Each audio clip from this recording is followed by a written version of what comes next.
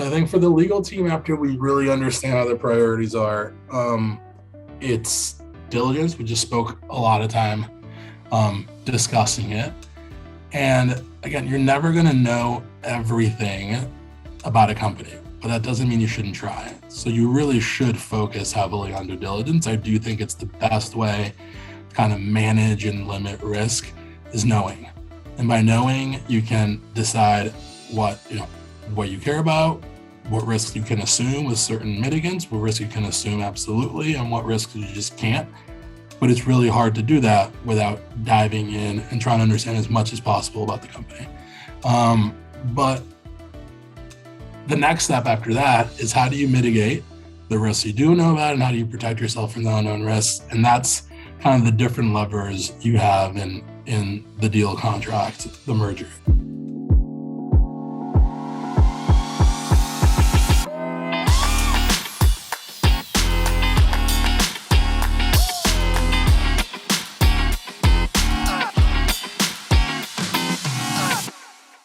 Welcome to M&A Science, where leading M&A practitioners share lessons learned from their experience. If you're interested in keeping up with the latest from M&A Science, visit mascience.com, subscribe to our free newsletter. Every Monday, we share highlights from our interviews and invitations to events as we build the greatest community of forward-thinking M&A practitioners. Again, that's mascience.com. Also, I wanted to plug in a special thanks to VRC for providing the office space for us to produce our podcast today. You can use any consulting firm out there for valuation work, but if you want to work with the best, check out VRC. Last year alone, they did 10,000 securities and over 1,000 deals. Who else can say that? I'm your host, Kison Patel, CEO and founder of M&A Science. Joining me today is Felipe Heiderich, Senior Counsel at Moderna. Moderna is an American pharmaceutical and biotechnology company based in Cambridge, Massachusetts, that focuses on RNA therapeutics, primary mRNA vaccines. It's also traded on NASDAQ under mRNA. Today, we're going to talk about what steps of the deal process the legal team needs to be part of, and how do they help move the deal down the pipeline. Felipe, how are you doing? Doing well. Hey, Kison, thanks for having me today. Looking forward to our discussion. Hey, thanks for coming to hang out with me virtually. Can we kick things off with a little bit about your background? Yeah, absolutely. Happy to. So I am an M&A lawyer by training. Graduated law school, moved to New York City, where I practiced at Davis Polk in their M&A group for about 4 years. From there, I went to Fenwick & West to focus more on kind of technology and life sciences company. Again, doing a lot of M&A and like what I like to call M&A adjacent things, equity investments, joint ventures, partnerships, that type of work.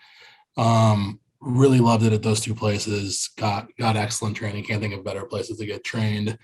From there, went to J&J, where I was a part of their business development legal group. Again, focusing a lot on M&A deals, buy side, sell side, public company, private company work. Kind of ran the gamut. And again, with a lot of what I like to call that M&A adjacent type work, other strategic deals where it's not full control acquisitions. And about 2 years ago, I joined Moderna here in Cambridge and have been on this kind of crazy ride since then. So that's kind of how I got to where we are right now. You got to join Moderna at a pretty interesting time there, my friend.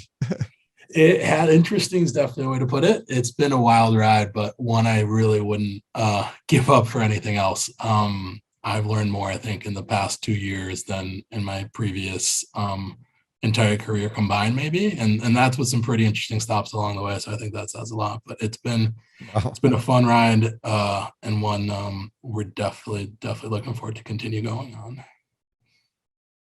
Let's get into it. How do you see lawyers as value partners in M&A? Yeah, maybe I'm a little biased here, being a lawyer myself, but I think it's pretty key. Like all joking aside, I think it's critical to get your lawyers on board early and get them on board closely. Obviously, there's really early stages of kind of, if you call it the deal funnel, from thinking about company strategy, what it is you may go after, to target identification, all the way down if you think about executing and closing at the end. there's different stages where lawyers may be more appropriate, less appropriate. But I think throughout that entire like timeline or funnel, if you will, there is an appropriate place to bring in your lawyer. The way I see it is, as that deal funnel gets thinner, thinner, and thinner, our involvement becomes more and more critical, more and more important. At some point along the way, maybe the lead, if you will, gets handed off like a baton. But I think from the very beginning, even when you're thinking about what to go after as a business development, corporate development professional, as a CFO, I think having, your closest, most trusted lawyer there with you helps avoid a lot of kind of potholes along the way. And then especially as you think through specific targets that you may use to execute against that strategy, I think at that point already it becomes important to kind of not only flag legal risks, because I think that's like the narrow view of what we do, and that needs to be absolutely true. But your deal lawyer has been around a lot of deals before, and so can help you kind of avoid or at least know what to look at along the way. And then as you enter into like deal negotiation, execution, signing, and closing, the more information we have as lawyers about what it is that we're trying to do from a company strategic perspective, why it is we're doing that, right? What are the value drivers of this strategy broadly, and what's the value drivers of these specific companies, these specific deals? So why is this our strategy? And then why is this target the reason, where we're putting the weight of our strategy behind? The more we kind of understand that as lawyers from the beginning, the more we internalize it, the more intuitive kind of the analysis becomes. And I think the more we can help figure out where to focus on, right? Like time and money and resources are unfortunately not infinite, and you can't focus on everything. So there's always going to be a trade-off at a certain point in due diligence process, in terms and rights and obligations you're negotiating. And knowing, the more you know about the why behind the deal, the more I think we can valuably and accurately get to, okay, what's the right trade-off? What's the right value proposition? What's the right give and take in this particular scenario? So I think to answer your question, when do we get brought in and how are we valued partners? I'd say throughout the journey, the closer, the earlier you bring us in, the better. But it does become, I think, naturally more and more important as a strategy and then specific deal progresses to execution. I got it. So really early, would you get a sense of, hey, here's stuff in the pipeline? Do you get involved in like a pipeline review meeting? Yeah, absolutely. Okay. Absolutely. So I sit in pipeline review meetings. Probably, I think the one place I'm not directly involved in, as in sitting at the table actively giving input, is when you talk about kind of long range planning, really high level company strategy. But even then, I'm still very much kept up to speed, asked to review decks, given readouts and summaries from like our CFOs and corporate business development leaders along the way. And then as we sit through pipeline development meetings, what's interesting out there, what targets are we looking at, what type of deals could we do? And it varies company by company, but I can tell, at the two companies I've been at, the deal lawyers are a pretty active part of that process. Again, I think more listen mode than dictating at those really early stages than when compared to later on. But again, as we'll get into it, critical that we know where everyone's coming from and what the goal is. And it's hard to do that from like a quick download after the fact. I think we kind of need to internalize it and understand that as well as anyone else. And so, yeah, involved pipeline review stage onwards, I'd say we're very, very actively involved. You talked about that earlier, of how the more information you get, it'll help you in the later part around negotiations, sign to close, by more information you have. Other interesting thing you mentioned, because we always think of lawyers for the risk portion, right? Like you do that, and the part where you mentioned of just bringing experience to the deal in general, that they've been a part of other deals. Talk to me more about that. Like, what does that actually entail? Yeah, so I think it entails, the one place I see it a lot is what kind of deal should we do here? What are we trying to achieve? and what's the best avenue for achieving that. Because as much as I love doing M&A and full control acquisitions, that may not always be what's most important and what's the best kind of from a risk reduced perspective and from a cost perspective, the best way to achieve the strategy. So thinking through, how prior significant equity investments coupled with like a really significant commercial relationship has worked. What have we been able to extract and achieve from that in prior contexts?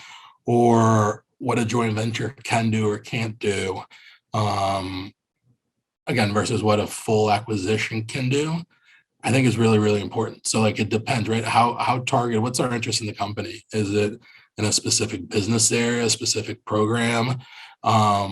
Do we want to be buying revenue? Or are we looking for a technology player? Is there really interesting technology?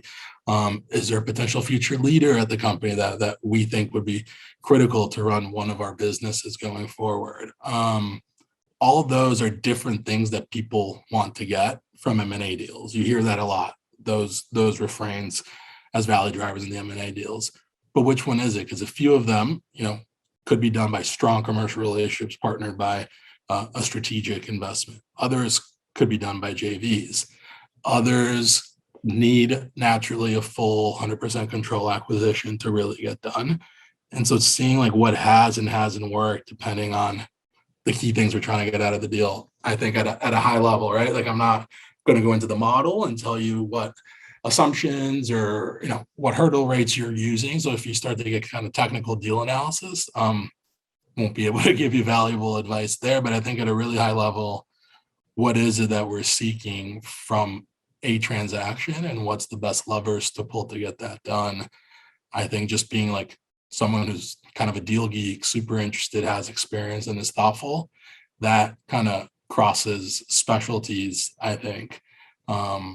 And in that sense, I think you can be a really like active and valuable participant around the table from a pretty early stage. That's pretty cool that you get involved in connecting the strategy with this, bringing some prior experience to it. That's not all lawyers. All lawyers do that. I think a lot of really good, I think all the good ones. Deal lawyers do that. That's for sure. I promise you, I'm not the only one doing that. Okay. I've learned from what I think are some of the best people in the business. And that's kind of, I see it happening, right? And I'd see the value it adds, and more importantly, how it resonates with the non-lawyers kind of on the team. And so that's kind of steal pieces of the best pieces of people's practice. I like to steal those. It's good to know, because I never thought of it that way. That this is important because I want to build the business I'm building now into something of a platform. So I got to know how to work with our attorney on this. But you got a good point. It's almost like bringing that feedback to validate, shape, get the other experience and angles and views against the Absolutely, strategy. because I think there's a lot of like finance and deal professionals that aren't lawyers, right? As I said, like, where do we spend a lot of our time? I think we should be brought in early on, but as the pipeline progresses, as the funnel gets thinner, that's where we become more involved, and at certain points start taking a leadership role. And naturally, as that funnel gets thinner, the chances of success, or at least of closing a transaction, get higher and higher and higher. So while a lot of people, that you may be working with around the table, advisors, financial advisors, consultants, corporate development professionals, spend a lot of their time thinking about what's next, thinking about what should we be doing. As the lawyers, you end up getting a lot of views, a lot of reps, a lot of volume of executing really important deals. And you kind of get a sense of what works and what doesn't work from that sheer volume that maybe other people, having to focus more on the opening end of the funnel don't quite, have the benefit of seeing. But makes a lot of sense. What can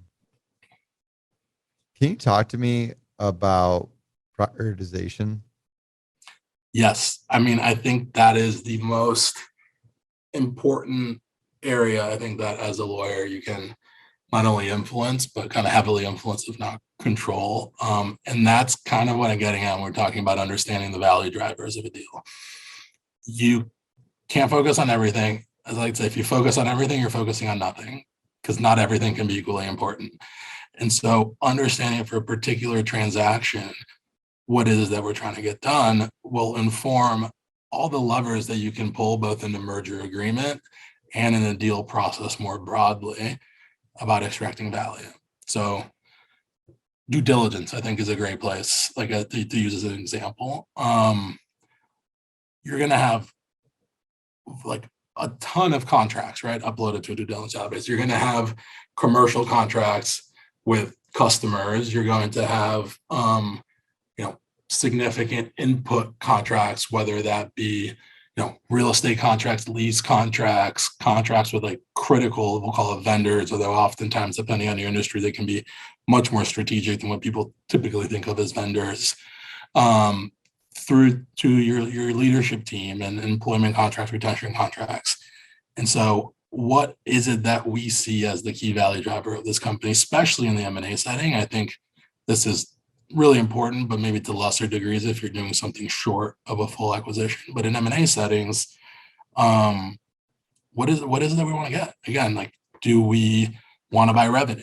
Is that really important for us to get increased sales? Is that a key part of the financial driver for this deal? If so, you have to really go full in and understand, like the back of your hand, the customer contracts, customer relationships.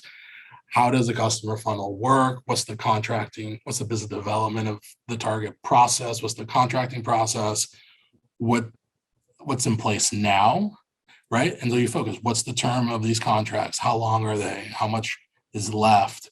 What's the pricing like? Like, do we see this company is getting advantageous pricing? Do we think we can get, pricing improvements when added to our platform? So that maybe it's not always we want sticky long contracts. I think that's great if you want to keep the contract, but depending on what your finance leads, your sales leads view is on the key customer contracts of the target, maybe keeping the contract is the most important thing to you.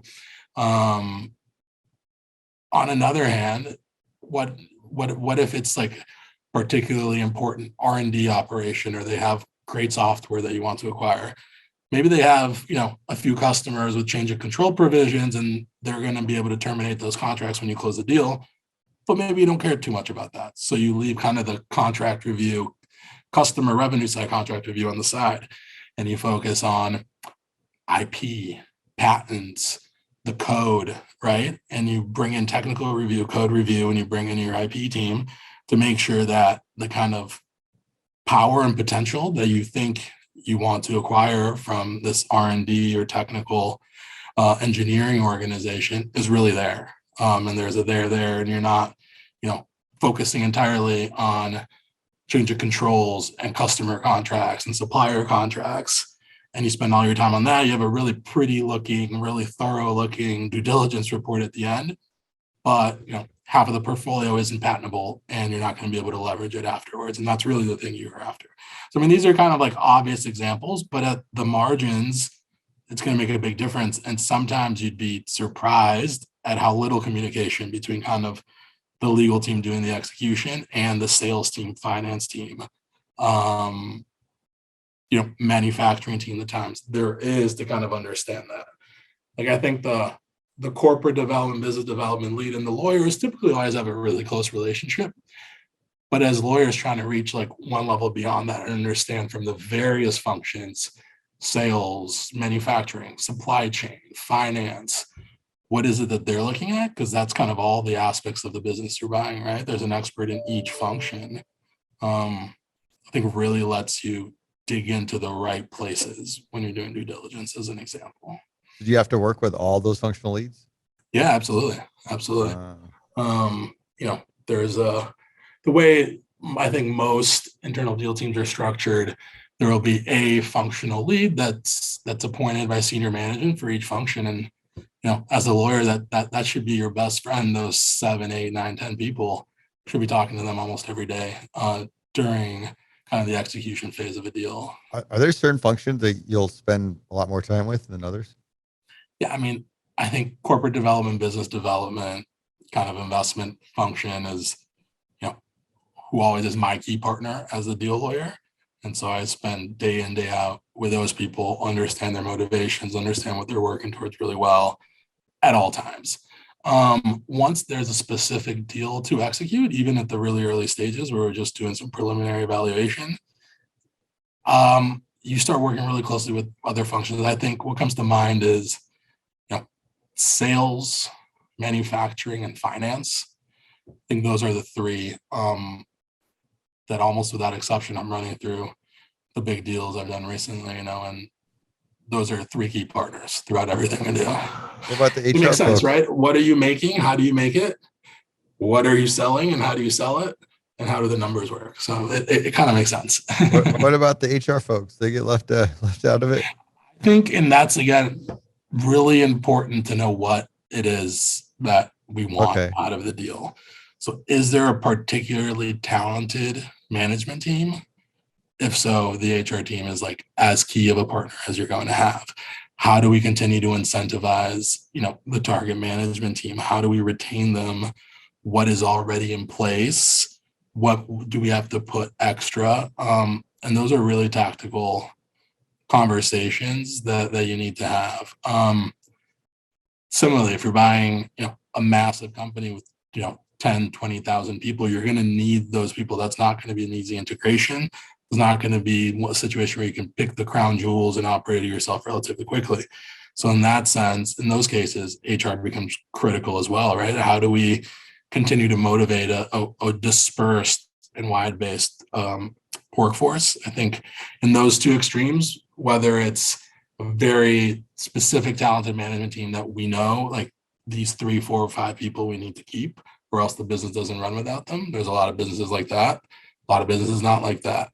Or really large workforce heavy. I think acquisition targets, again, HR becomes really important.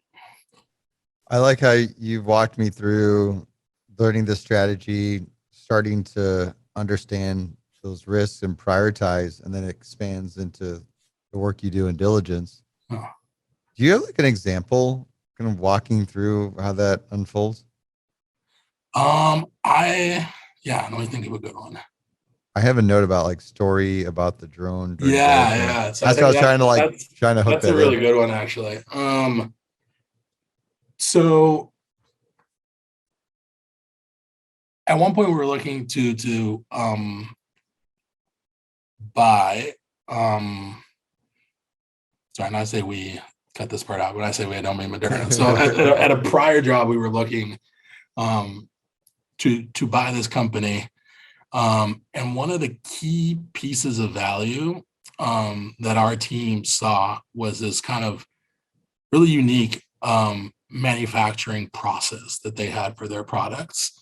And that was kind of the key value driver in that deal. They had really interesting products, a really interesting branding around it. But the most important part wasn't the branding or the customer contracts that they had, but how they sourced their materials, how they made it, and how they're able to supply it to their customers. And there was a lot of kind of brand value and strategic value attached to the kind of entire manufacturing and supply chain process. And we wanted to understand it really well because it wasn't kind of a take, plug and play into our system. That wasn't it. Their special sauce was what they made and how they made it. And it just happened to be that this transaction kind of hit the most critical parts of the business and technical due diligence process in early March 2020. And I think we can all kind of remember what happened back then, especially for that kind of first month or two. The world kind of froze. We didn't really know what we could do, what we couldn't do, where we could go, where we couldn't go, how we could keep each other safe. And so we just kind of stopped traveling. And there was a pretty firm, ban on getting together with people and with traveling. But at the same time, we were trying to close this deal and we couldn't do it in a way that we could say to the board with a straight face that we understood what we were buying, what were the values and what were the risks, without having eyes, without visiting these manufacturing facilities, understanding for ourselves what do they look like, how do they do it. So we're like, how can we do that if we can't show up in person? Because that's what our manufacturing and supply chain team, who does due diligence on these targets, is used to doing, right? Go do an audit of the facility, go do a tour of the facility, and understand it. And so we kind of put our heads together, like, we need to close this. We can't wait for the world to reopen. And we also can't kind of bypass this piece of our due diligence. And so what we landed on is drones. There has to be a way for us to remotely be in that facility and be able to go everywhere that we want to go and see what we want to see. And we're able to do that through drone cameras. We, got a consultant, a company that operates drones with kind of high visibility cameras. We were able to convince the target that this wouldn't kind of pose a risk to anyone at the facility. We were able to do this in a safe and thoughtful way. And we had a full tour of the facilities by like high resolution drone cameras, and we're able to see like a remarkable amount of what they did, how they did it, and we're able to get really comfortable, really excited actually about what they were doing through these drone tours of the manufacturing facilities, which is not something that even a few months prior to that you would have asked me, how are you going to use drones in your legal M&A practice? I would have said, you can't. What is like they have nothing to do with each other. That's kind of like an interesting kind of anecdote of A, understanding what's important, B, not skipping it, emphasizing it at the expense of other things, and then just kind of being creative on how you get it done. So that was a fun, kind of funny experience. That's actually a really interesting example.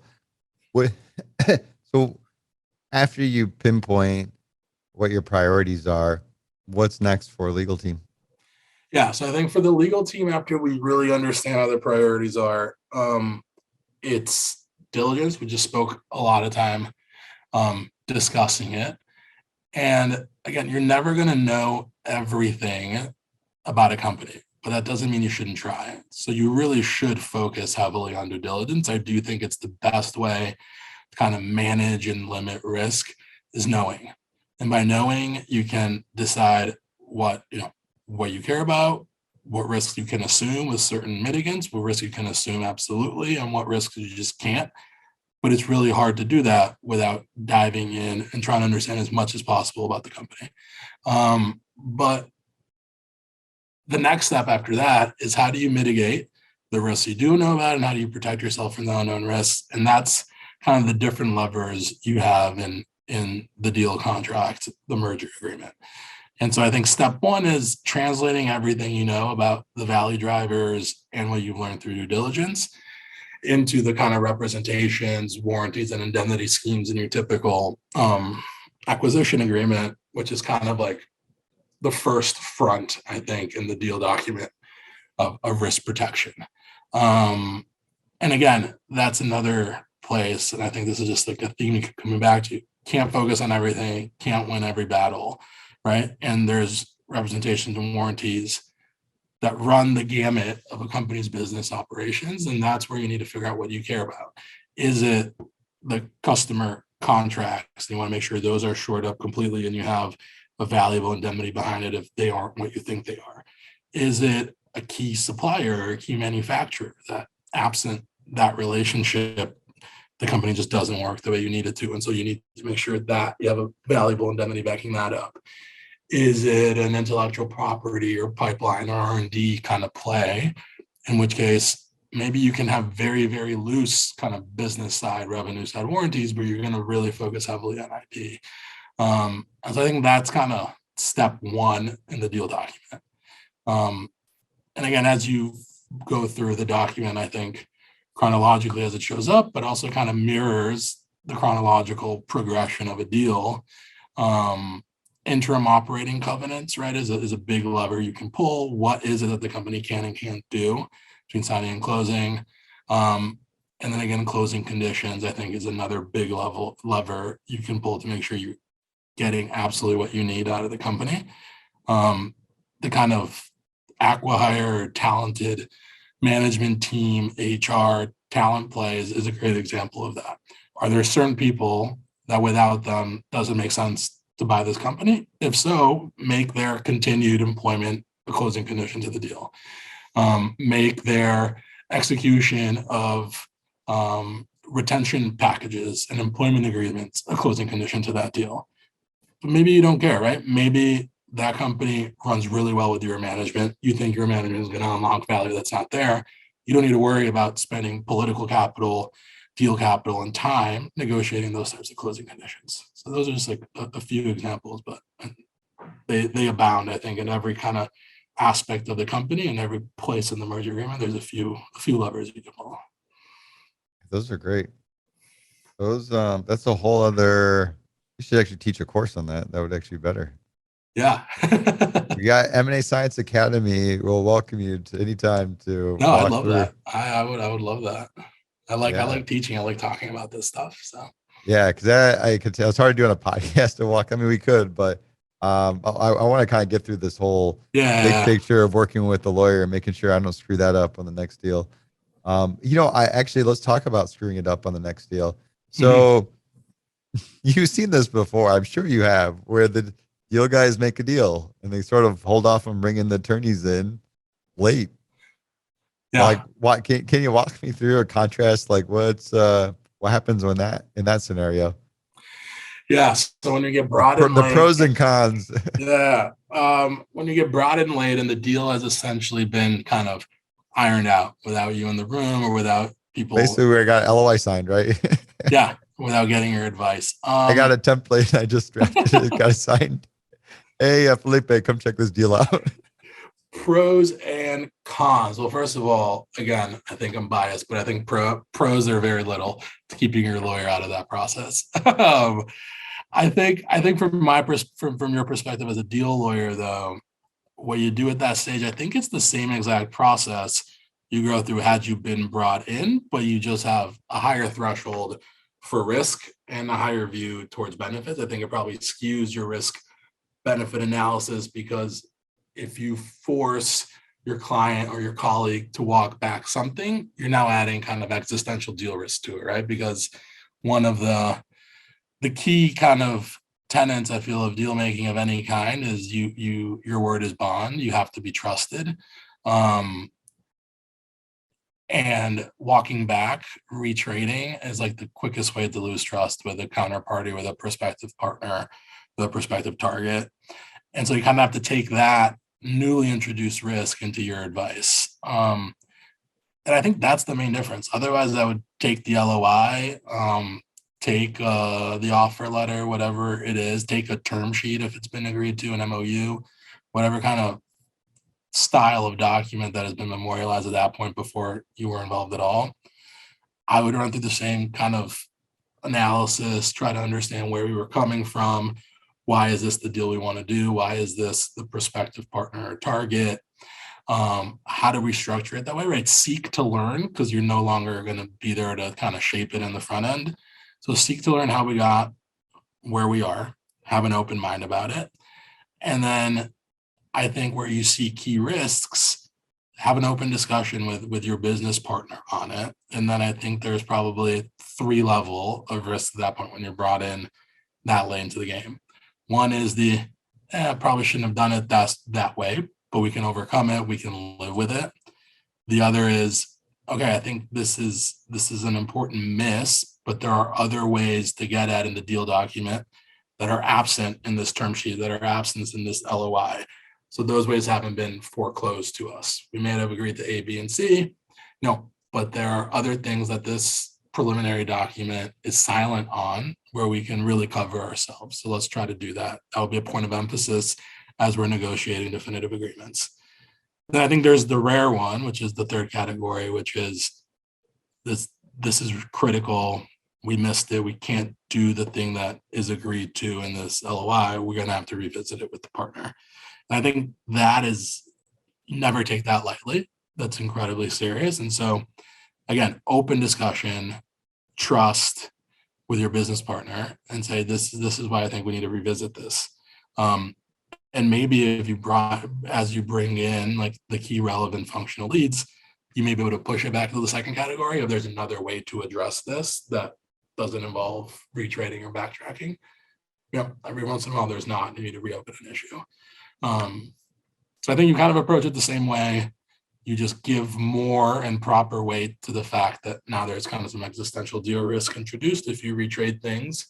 But at the same time, you kind of take your advisor role and kind of your legal risk management role just as seriously. So if there isn't, an alternative way to address something that is a significant problem, unfortunately, you may have to just address it head on and reopen certain points, which again, I think it's rare. I think if you're thoughtful and creative and have good relationships with your functional leads, you'll find a lot of things that can fit into that second bucket. Okay, not great, but there are other ways to address it that aren't foreclosed by the current state of the agreement. That's kind of how I think about managing that when you get the oopsies. So when you get like, sorry, this is done, forgot to bring you in, but I need your help now. That's kind of where I start from. Good lawyer to work with deals on. Felipe, so what I'm hearing is, even though as a deal guy, I don't want to bring the lawyer up early because they always find reasons not to do the deal, but you're still going to take this similar approach on managing the risk. And essentially by bringing you in later, I'm actually adding more risk because you may have to make some of these significant adjustments, which could lead to those retrading and those kind of actions, which breaks a lot of that trust between the buyer and seller. So all said, bring the lawyer in early. Bring the lawyer in early. We're not the no police. I want to do a deal just as badly as anyone. So we are here to help together figure out what's the best way to do it, not to not do it. Hey, I gotta put it out there. I gotta wear my persona on these interviews. Oh, that's the fun part of this business. You get an appreciation for lawyers in M&A. Like, they earn their value. They do a lot of the work. And how do you do a deal without attorneys? Yeah, I mean, I think an M&A deal is really tough. The merger agreement, whether it's public or private, and it varies what parts of it are important, but is such a key part. I mean, even people who like to say, and I think it's rare, honestly, a lot of people in the space are, regardless of what role they play, are really sophisticated, really experienced. So like the old trope of, the deal professional who says, I don't need lawyers, I hate lawyers, what's the point of lawyers? I don't think it actually exists that much in practice. And so you see it, like even people who have that kind of view, maybe more generally towards lawyers, you see them, I see it day in, day out. They crack open the merger agreement, they crack open the JV agreement to figure out what they can and can't do. So kind of once it's memorialized in the contract, that thing is going to govern, even when people don't follow the exact rules of the contract, the exact principles in the contract, even when people try to renegotiate points after the fact, it still sets up the playing field. That's like kind of the backdrop for everything that's happening. And I think it's pretty impossible to negotiate a merger agreement without merger lawyers. I agree.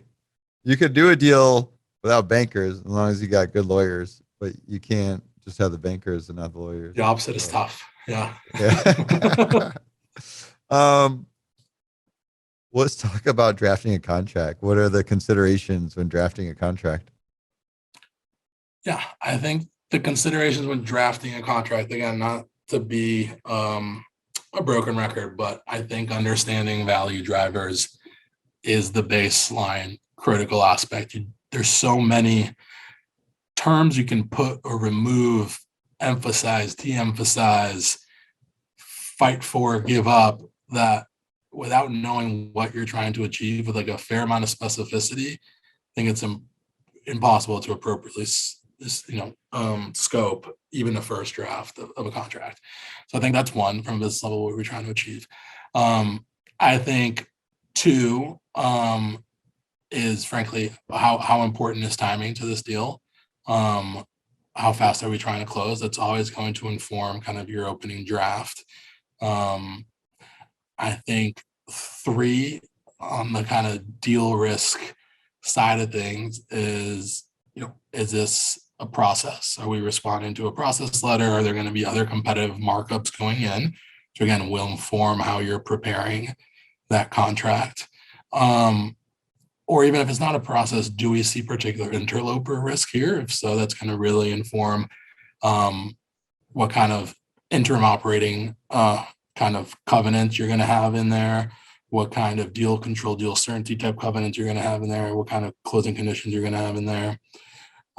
Wait, what is that? Interoper risk? Interoperating covenants. It's like what? Oh, interoperating covenants. Yeah, sorry. Yeah, no, what is that? So it's like what actions does the target have to take or is restricted from taking between the time you sign the contract and the time the deal actually closes. So they have, you have an operating version, a set of covenants, which is really about running the business. What type of customers can you sign up? Which ones can't you? What type of contracts can you renew? Which ones you can? What type of hiring can you do? And then there's a governance strategic type of covenants you often see most commonly in a no shop or a go shop or an exclusivity component, which is how tightly is this target bound to you? Who else can they talk to? How can they react to other unsolicited offers? What information do they have to give you? Like how much can you know about these competing offers? Can you know the identity, of who the prospective new deal interloper, deal jumper is? Can you know price? Can you see the offer letter? And so how much you care about those things will be informed by what your view is on deal risk. So that's just an example. This is all between sign and close. This is all between sign and close. Yeah. Because at that point, both parties, right? But especially the buyer has put a lot of time and energy and money into diligencing the target and into executing the contract, into getting it signed. And the company, on the other hand, very similarly, has had a lot of,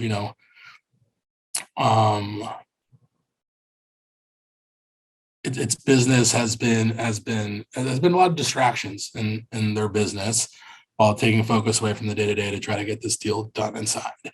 And so how each party may have kind of different views or different tensions into what you want to do, typically because the company has been so distracted from its business, has been so focused on getting this deal done. The seller is going to want complete deal certainty. Typically, the buyer wants to close the acquisition, has signed the documents, but until it's yours, you always kind of want the option to walk away. But that's kind of at a broad level, people say buyers want less deal certainty, sellers want more deal certainty. But I think that's a rule of thumb that there's a ton of exceptions to. And so understanding your specific scenarios of who the target is, what the market out there for that target looks like, what's the interloper risk, and how do you successfully kind of mitigate that is an important part of the interim operating covenants. And when you say signed, this is signed purchase agreement. This is a signed purchase agreement. And again, I think this is more of a public company setting, right? Where you have a lot of shareholder votes, DOJ approvals, HSR, kind of antitrust. And so there's stuff that needs to happen between signing and closing. I think the great part of a private deal is you can often get those to happen simultaneously, the signing and the closing. And so that kind of risk goes away. You sign the contract, money gets changed, boom, next day, business is under a new owner. Exactly. Okay, cool. I want to clarify that. So we go through this and we get to so back to like what are the I kind of went on a tangent there on interim covenants, but going back to what are your steps to drafting a contract? What are you looking at? Yeah. You start by being informed by the business goals, right? And that informs what reps and warranties you're going to really push for, which ones you're going to de-emphasize. Again, similarly, how does the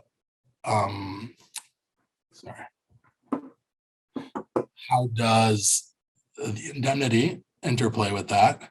What kind of buyer are you, right? You can see maybe it's a really competitive process. There's a lot of people who want this target.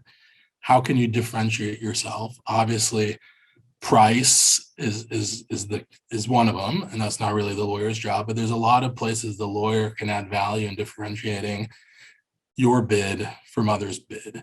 And I think what you do with the indemnity is one of them. A lot of sellers, as you can imagine, are going to want the entire purchase price paid to them. They're shareholders, they've been in this company for a while, they want to exit.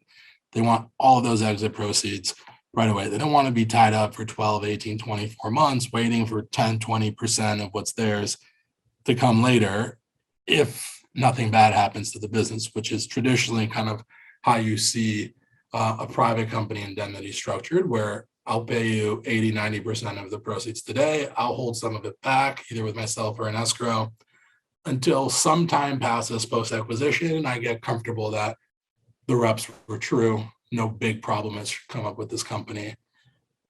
But if there's a lot of competition for this target, one good way to distinguish yourself, you could imagine, is, I don't need that holdback. You can get 100% of the proceeds up front. And then how do you protect yourself as the buyer on the back end? There's obviously rep and warranty insurance, which has become really popular in private transactions in the past 5 to 7 years. But if you're a large company with a massive balance sheet, maybe you get comfortable if you do sufficient due diligence in the right areas that you can self-insure that transaction. You don't even have to incur the cost of buying rep and warranty insurance. And so again, when I talk about working closely with your functional leads, that's a key area where finance and legal often team up, is to kind of do that risk assessment. Finance will have a view on balance sheet and risk, on pricing of the rep and warranty insurance product, and together we can walk through due diligence findings and decide, is this so attractive that we should forego, your typical indemnity holdback? If so, do we want to take out a rep and warranty policy? Do we want to self-insure? And depending on how much the strategic imperative for this particular target, depending on your view of risk, depending on your balance sheet, depending on the markets at the time, that's going to inform all those little levers that you can pull in the deal document. So is this like when you take a trip and they try to upsell you the flight insurance and you're kind of assessing the probability of things going awry, that you buy it versus not buy it? Exactly. Where am I going? Am I what's the risk of my wanting to go there changing in the next few months? How busy is my job right now? Am I going to have to cancel this trip? How expensive is that trip insurance? Are they asking for $8 to cover your entire vacation? Or do they want a couple hundred? And so it's the same exact thing. You think through all of that and decide where kind of on that continuum you want to land as a buyer. I mean, I know this is a whole sidebar topic, but I'm just curious if you ever worked on a hostile situation. I have not on the acquire side, but I have been involved in a few deals that we thought were shored up and were then forced to defend a deal either as the target or the acquired number one, let's call it, from an interloper.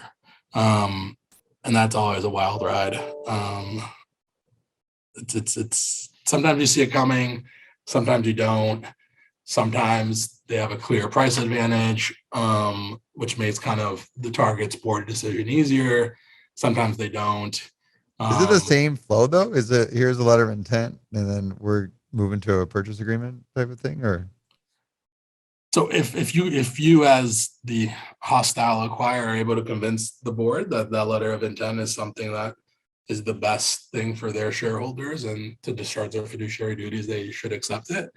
Then it becomes the same thing. And as you hear a lot, an adage that keeps repeated in deal among deal practitioners. And I forgot, depending on the year, the exact percentage changes, but it's 95 plus of hostile deals eventually end friendly.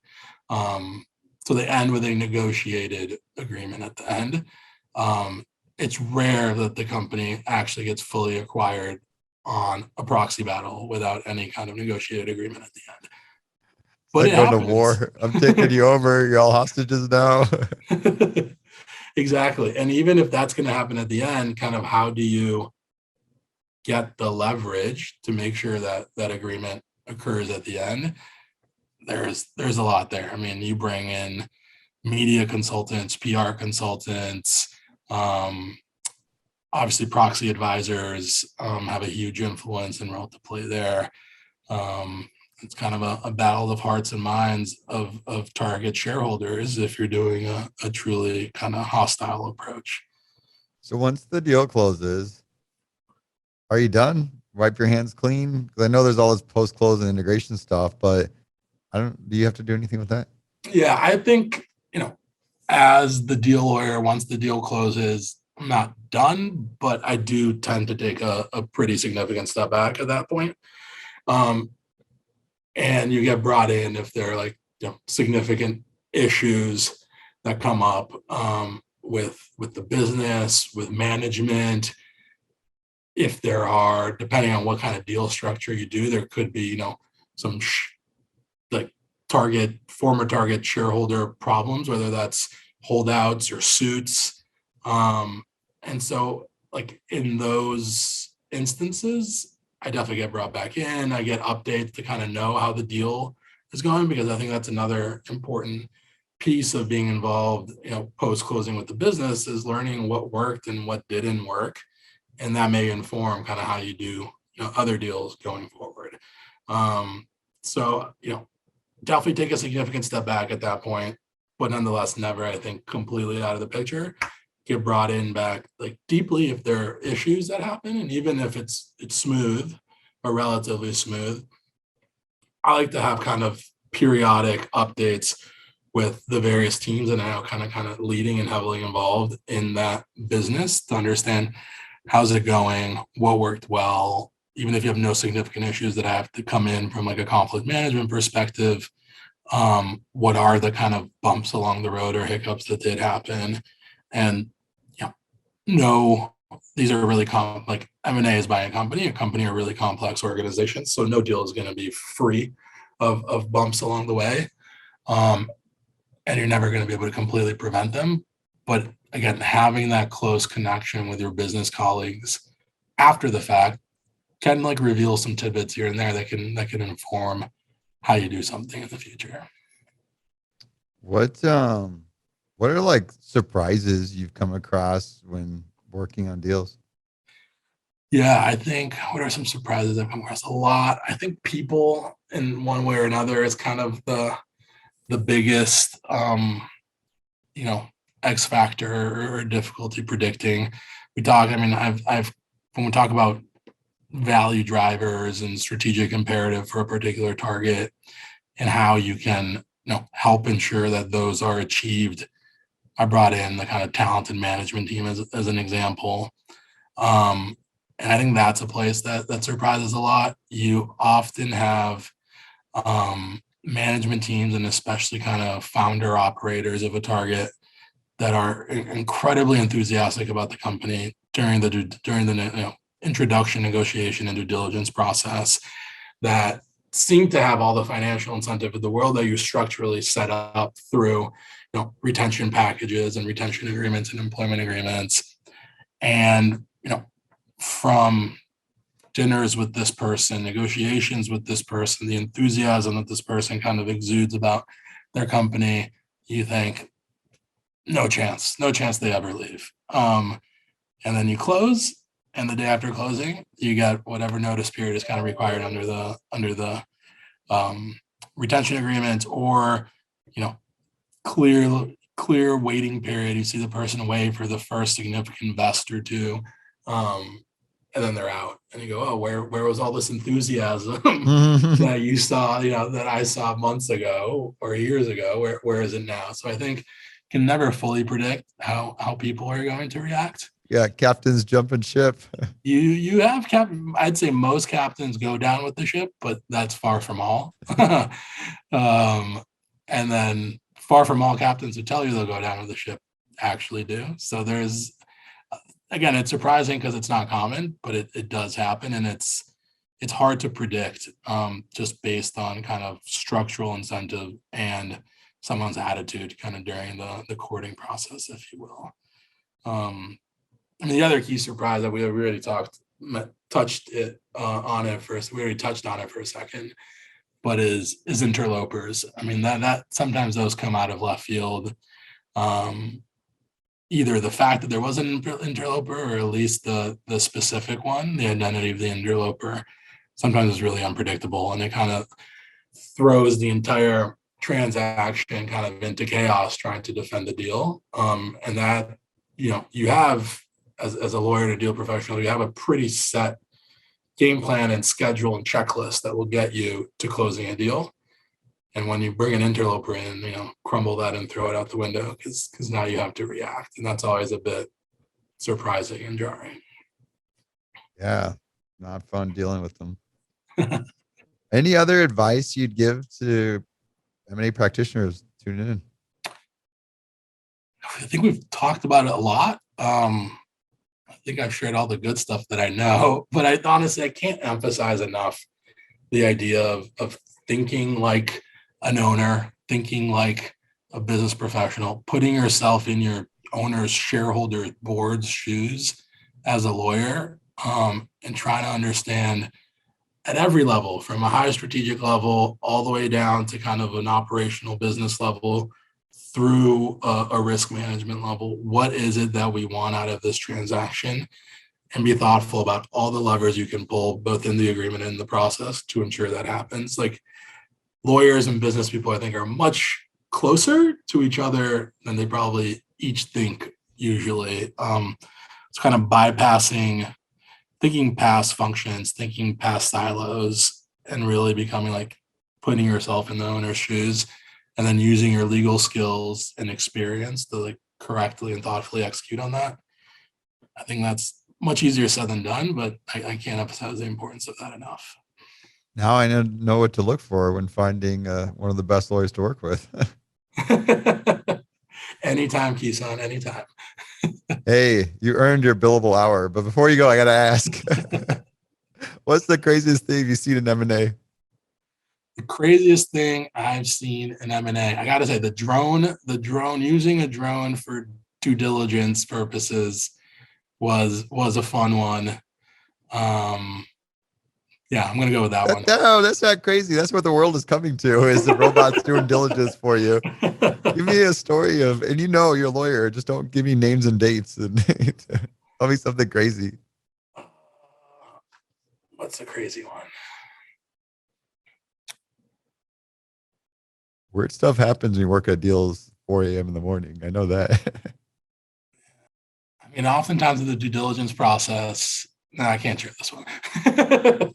I don't know. Some crazy ones. None that can be aired.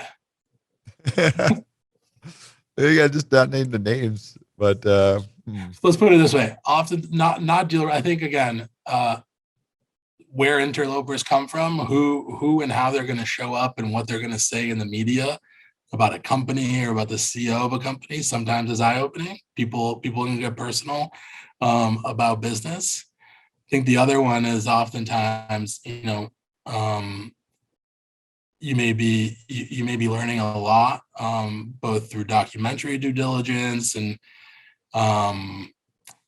background checks on key executives at target, and you'd be surprised on some of the personal issues that may arise that you learn through court filings or interviews that are certainly not for publication, and certainly nothing that they would ever want other people to know about them. So I think how personal it can get, both from a interloper, like media battles, or through just learning about who runs the company you want to buy, can be surprising sometimes. I like that. Interlopers come out of the woodworks and just the stuff you can find in diligence. I got to get you involved. We do these roundtables. Mm-hmm. I got to get you, because we do the Chatham House rules. I feel like I could get some more fun stories out of you when we're not recording. We got Chatham House rules to sort of protect the innocent. But yeah, I'd like that. I like chatting house rules. The recording, other people are going to listen to it, so I can't reveal too much. Yeah, no, I'll make a point to make sure we add you to our guest list for those roundtables. Those of you still with us here, thank you. Well, thank you, Felipe, for taking the time. I enjoyed it. I learned a lot, and this was really helpful. I look forward to collaborating with you again, hopefully getting you as an academy instructor to create some more coursework for us. But yeah, I appreciate it. No, likewise. Thanks for having me, Kison. This was great. Really enjoyed it. Hey, those of you still with us, thank you for taking the time to explore the world of M&A with our podcast. We love hearing feedback. Tag us on LinkedIn. Post an Apple podcast review. And if you're interested in just learning about M&A, we got tons of resources on the website, mascience.com. Till next time, here's to the deal.